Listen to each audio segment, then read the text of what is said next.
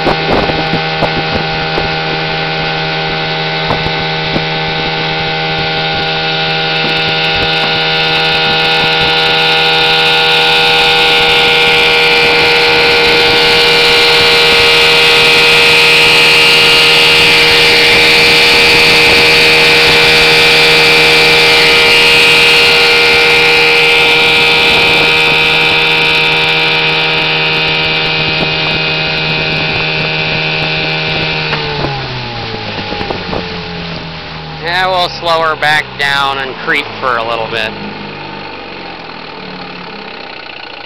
And this little motor, I am so impressed with this old Johnson. Just runs like a top. And you can hear it now. I don't even have it idled all the way down, but I mean, you can darn near count the cylinders as they fire. It'll troll so slow. And just a smooth little motor. Great motor.